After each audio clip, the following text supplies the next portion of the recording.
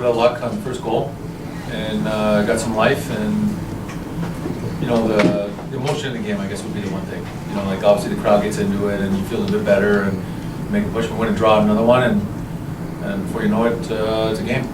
A couple of the defensemen mentioned that you had talked about getting more shots from the point. Was that just something you noticed the Flyers defensemen were doing, or?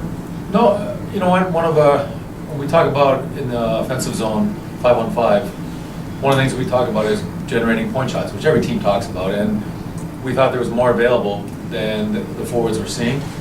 And but Greeny's is puck that had his eyes, or at least he's off a draw, so that's not really what I was talking about. Second time in 3 games racing a 3-goal deficit, but I'm sure you don't want to be in a position to have to erase a 3-goal deficit. In today's game particularly, was it, like you said, was it luck that led to them going up 4-1? Was there something that you were seeing that? It's funny, I just said to George that we're losing, and I wasn't mad. We had a pretty good period, we ended up tied, they get one late, good players made good play against us.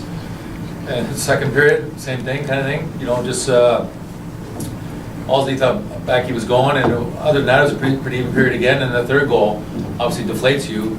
Tough play on groups, and before you know it, it's 4-1. And both teams have played pretty even games so far. And and all of a sudden it turns the other way. Hockey can be weird at times. Are you learning more and more about Alex? I mean, you know him, but when you see him scoring goals like that, do you learn even more about him and how much he wants to do things on his own? Yeah, you know what? What I like Chuck about the goal was he was up front on that one. He got the goalie, but we had 2 defensemen on the ice, and he went to the right spot. And a guy who's a goal scorer, when you go to the right spot, you're going to get him.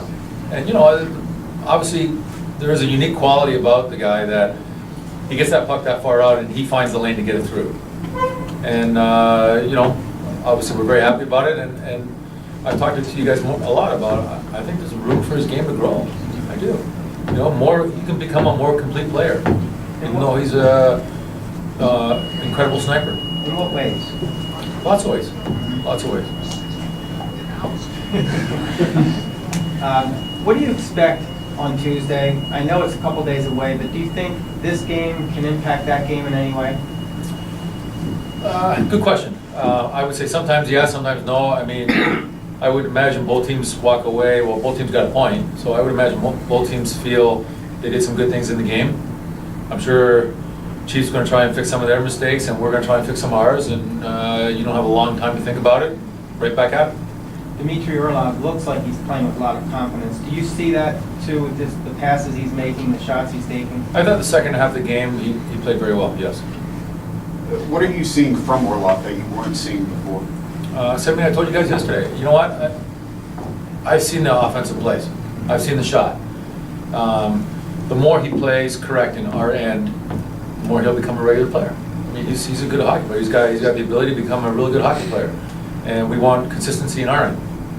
Another night where Mike Green's on the ice, seeing the bobble the puck in the corner a little bit on that third goal, but he makes up for it with his goal to start the comeback. What do you see in his game that's leading to a lot of those mistakes that he's making? Right? On the first one, the start of the third, the Zamboni gate corner is a very difficult corner because the ice gets so lousy there. And I think personally, he was just trying to make too much of a play there. A little bit more simple on that situation, but he also maybe felt that he was by himself. His partner got caught up. I haven't had a chance to talk to him about it, but you know what? I thought he was way more engaged in the game. Some really good decisions with the puck, some really good outlets, big goal for us, and even on Oates' tying goal, him and Carly make a good little give and go, and he gets it, and he put it in the right spot, so we can get on our forecheck.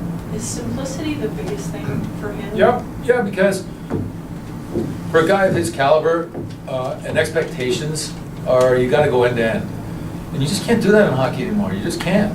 And to have sometimes the ability to make so many decisions, but there's just a simple one available, it's hard to convince the guys to take the simple one.